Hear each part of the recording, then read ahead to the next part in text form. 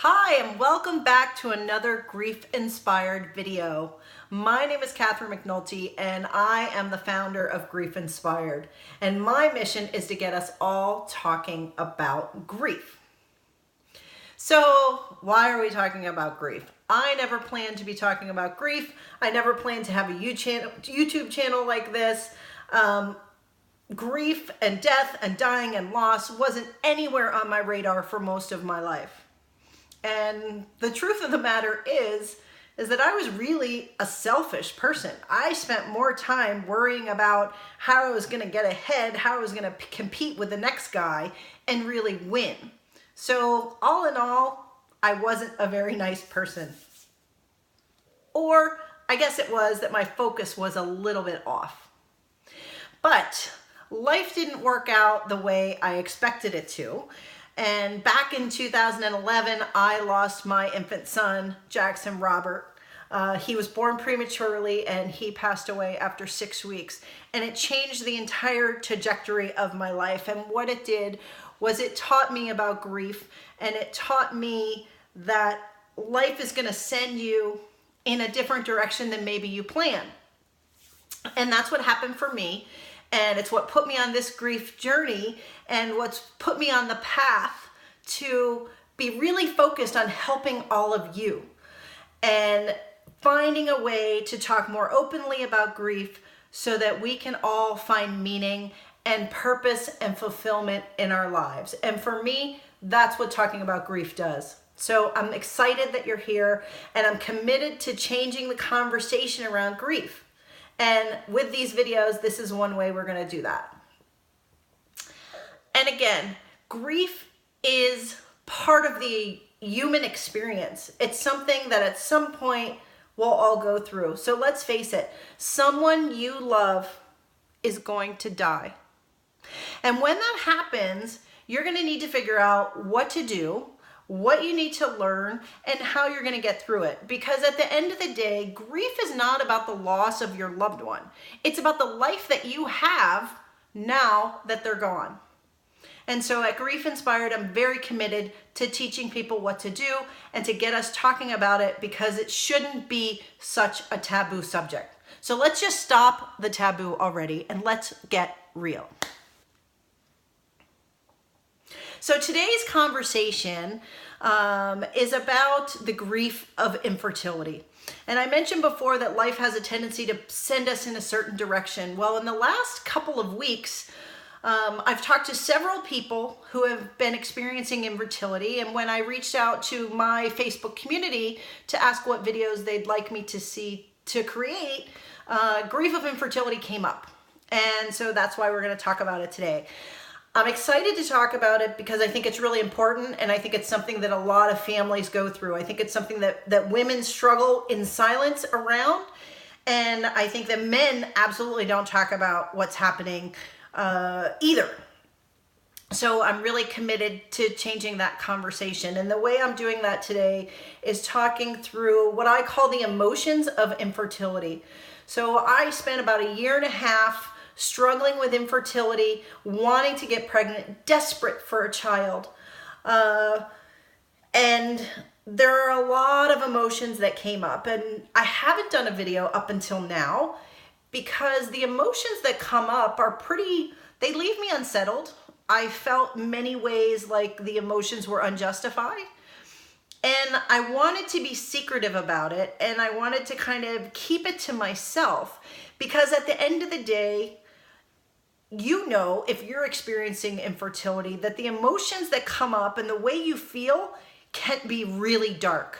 And there's certainly not anything that you would want to share with other people for fear that they would, look at you like you're a crazy person, because they don't know what you're going through. The people around you don't necessarily understand. And so the result of that is that you keep it all to yourself. So today I want to talk openly about it. I want to share with you what the emotions were that I went through, and I'm hoping that they'll resonate with you. So let's get started. The first emotion of infertility that I want to talk about is feeling cheated. I remember looking to the heavens time and time again, saying, why is this happening to me? Why is this not working? Why do I not deserve to have a baby?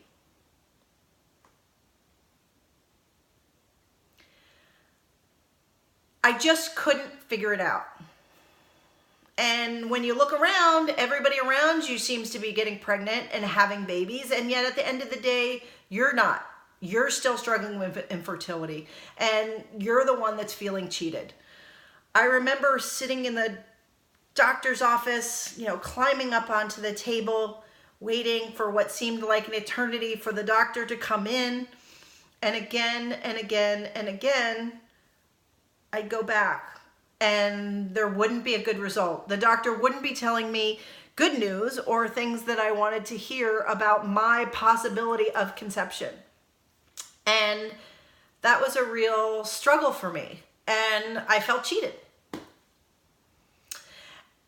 And the longer that you feel cheated, or the longer that I felt cheated, the more I started to feel a different emotion. And that emotion was betrayal. I felt betrayed. I felt betrayed by my body. I felt betrayed by my life. I felt betrayed by God. I was putting in all the work. I had done everything that they had told me to do. I was visiting the doctors 3 and 4 times a week. I was taking shots and pills. I used to joke, I'm giving myself shots every single day, but twice on Thursdays and Sundays. That's what I was doing. That was the level of commitment that I had. I was eating right. I was resting. I was making sure that I did yoga and meditation. Everything that I could think of, that I could physically do to control the infertility in hopes of getting pregnant. And at the end of the day, when it wasn't working and I got to the 6-month mark and the 9-month mark, and I still wasn't pregnant after all of that work, I felt betrayed. Very betrayed. And that's just how you're feeling inside when you're in the doctor's office or maybe in your house. But at the end of the day, you have to go outside and you need to still live. So most of us aren't lucky enough to be able to take a year out of our life and say, okay, I'm going to focus only on getting pregnant and doing everything that I need to do to try to get pregnant. Most of us have jobs. Most of us still have to go out of the house to go to work, to go to the store, to go do all the things that have to happen in the rest of our life. And when I used to leave my house, I was hyper focused on getting pregnant, right? Because that's the biggest thing on your mind.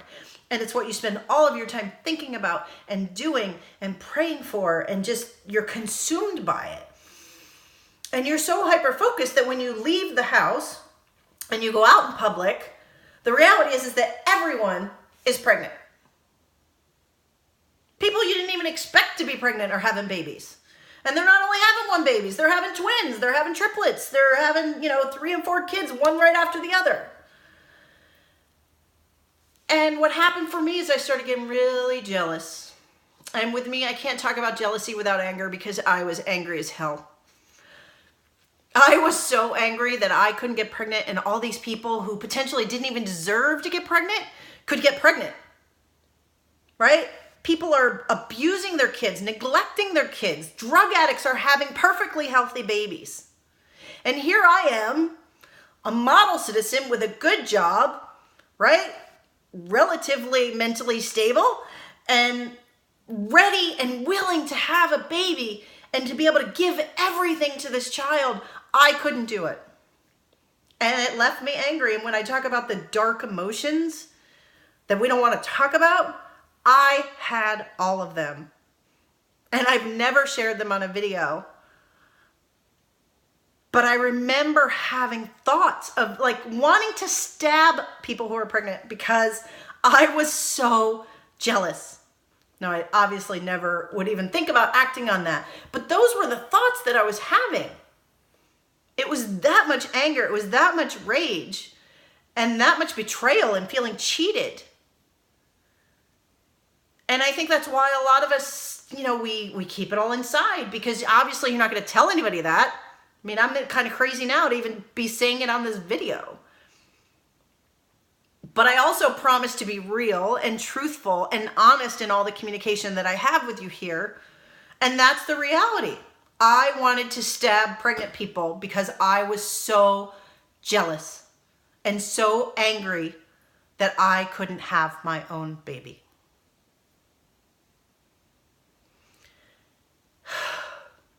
Yeah.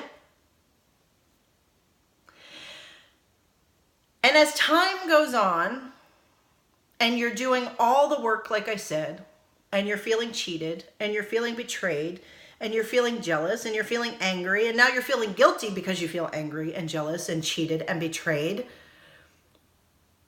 up pops depression. Of course it does. Of course you feel depressed.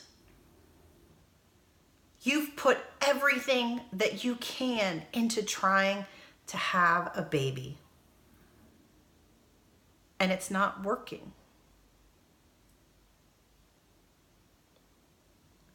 If you are feeling depressed, please acknowledge it for what it is.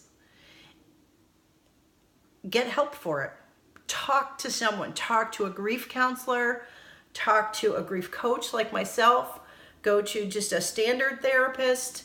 Talk to one of your friends that you can really talk to. I mean, for real, openly and honestly. Someone who isn't going to judge you. You need to get that out. You need to talk about it. That's my advice there. So depression, absolutely. I know depression very, very well. It usually goes hand in hand with anxiety, and I've experienced a lot of that as well. But at the end of the day, you know, you feel cheated, you feel betrayed, you feel jealous and angry, you feel depressed. And that led me to a feeling that I wasn't comfortable with and I didn't like, and it was feeling worthless. I felt worthless that my body wouldn't do what I wanted it to do. I felt worthless that I couldn't give my husband the child that I felt he deserved. That I couldn't give my husband our child. I felt like a failure. You know, there's times when we went to the fertility clinic, and obviously we had everything tested. I got tested, he got tested. You know, his sperm counts were, you know, they were raving about them. They were the third highest of anybody who had been to the fertility clinic. And at the same time, third highest, and I'm not pregnant. Like, are you freaking kidding me? And it left me feeling worthless because I felt like a failure. I felt like something that I was doing everything I could, and no matter what I couldn't do, I couldn't win this one. This was a fight that I couldn't win. I was failing. And the longer you experience infertility, the more likely you're going to feel that way. And all of these emotions are going to get heightened the more you go, the longer you try. And the thing that you really want to watch out for is when you get to the point where you really feel hopeless. So if you're at that place, if you're feeling hopeless, like no matter what you can do isn't working and you've tried everything, you might want to take a step back. Because if you don't have hope, you don't have anything. And I honestly don't believe that if you don't believe that you can get pregnant, you probably won't. And so you have to find that hope. And you have to believe.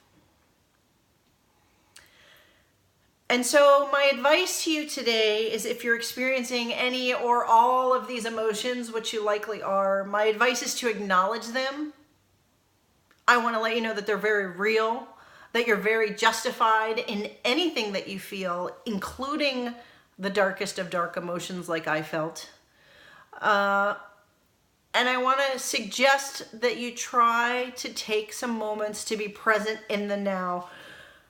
When I was struggling with infertility, I spent so much time focusing on, well, I'd done this and this and this and this. Why isn't it happening? And I focused on, but I want this and this and this and this and this into my future. So I was focused on the past, and I was focused on the future that I was missing out on the now. And I wasn't present in what I was actually trying to do and what my life was right now, even in infertility. And I think my last advice is to trust that what is supposed to happen for you and your family and your life is going to happen. It may or may not be having a child, but you have to trust and you have to believe that God or the universe or life is going to put you on the path that you are supposed to go on.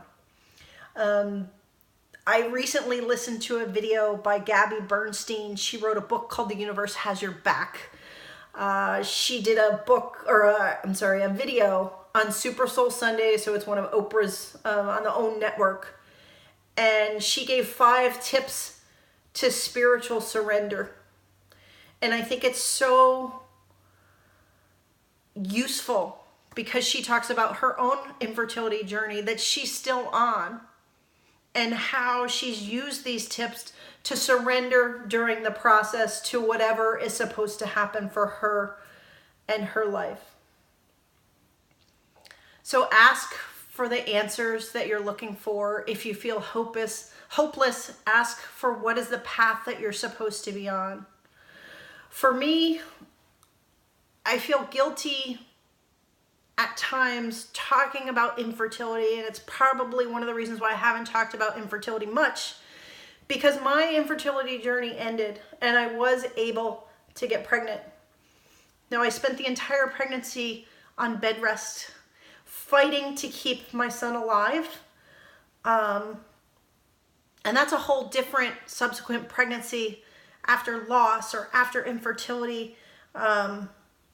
If you've had multiple miscarriages on your infertility journey, it's a whole different topic, and it's probably something that I will do another video on at a later date.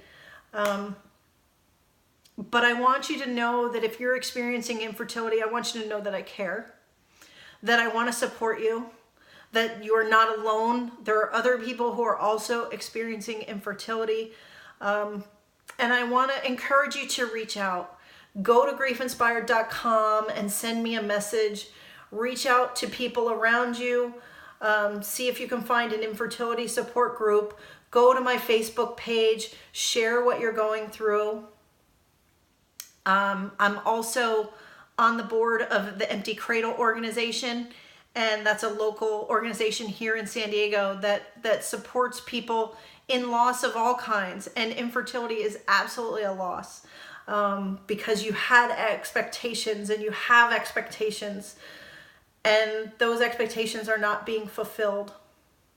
So again, I pray that this video has helped you. I pray that you will share it with others, because there are so many of us who have gone through or are going through infertility and aren't talking about it. Again, the message here is to talk about it. To talk about your grief, to talk about what's going on with you. Because together, if we can build community, if we can talk about it, if we can learn about grief, we can grow from it, and we can learn how to heal more quickly. To all of you, thanks for watching.